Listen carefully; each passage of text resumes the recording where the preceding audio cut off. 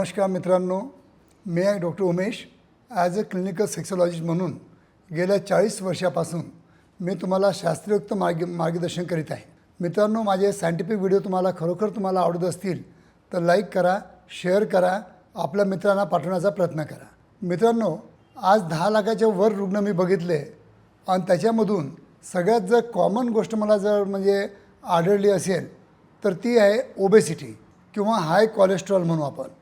तर हाय कोलेस्ट्रॉल आणि सेक्शुअलिटी याचा काय संबंध आहे तो थोडक्यात आपण या व्हिडिओद्वारा आज आपण जाणून घेणार आहोत.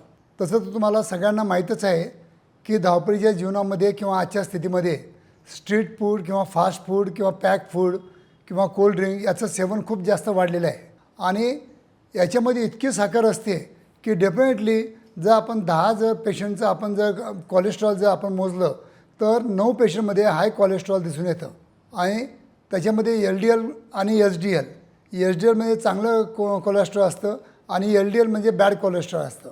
तर LDL कोलेस्ट्रॉल अगर तुमच्या शरीरामध्ये किंवा तुमच्या रक्तामध्ये जर जास्त वाढलेलं असेल तर कुठं ना कुठं आपल्या ज्या इंद्रियाकडच्या रक्तवाहिन्या असतात त्या रक्तवाहिन्यामध्ये जाऊन कुठे कुठे ॲथेरोस्क्लेरोसिस व्हायला सुरुवात होते आणि जी काही आपली नळी असेल, रक्तवाहिनी असेल, इंद्रियाकडे जिथं रक्तपुरवठा होतो आहे ती नॅरो होते, ती अरुंद होते आणि त्याच्यामुळं कुठं इंद्रियाकडं रक्तपुरवठा हॅम्पर होतो.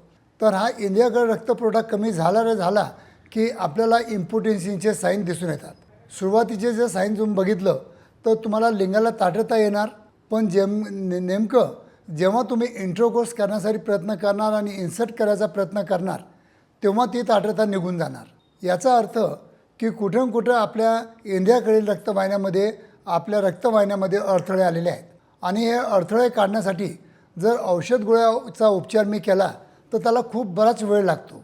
आणि त्याच्यासाठी माझ्या क्लिनिकमध्ये आता मी एक शॉकवेव्ह थेरपी आणलेली आहे, जे की अडथळे कोलेस्ट्रॉलचे जे काही रक्तामधील गाठी वगैरे असतील त्या दूर करण्यास ही शॉकवेव्ह थेरपी खूप चांगल्या रीतीने मदत करते.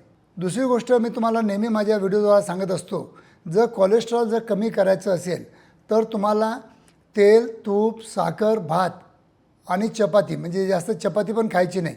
या 4-5 गोष्टी तुम्हाला 100% टाळाव्या लागतात.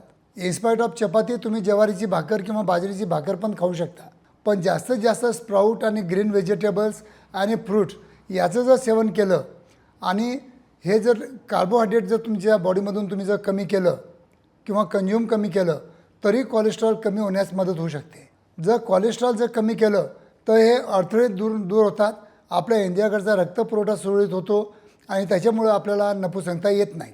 कारण नपुसंकता ही एक हार्ट अटॅक येण्याच्या अगोदरचं एक साईन असू शकतं की असं काही नाही आहे की हृदयाच्या रक्तवाहिन्यांमध्येच ब्लॉकेज येतात. शरीरामध्ये कोणत्याही रक्तवाहिनी आहे, भरपूर जाळं पसरलेलं आहे, कुठेही तुम्हाला अडथळे निर्माण होऊ शकतात, कुठेही तुमच्या रक्तामध्ये गाठी निर्माण होऊ शकतात किंवा ॲथेरोस्क्लेरोसिस होऊ शकतं. म्हणून मित्रांनो, या सर्व गोष्टी टाळण्यासाठी तुम्हाला एकच करायचं आहे, रेग्युलर बेसिसवर चांगला व्यायाम करा आणि हाय कोलेस्ट्रॉल डाईट जे असेल ते तुम्ही टाळण्याचा प्रयत्न करा. धन्यवाद मित्रांनो.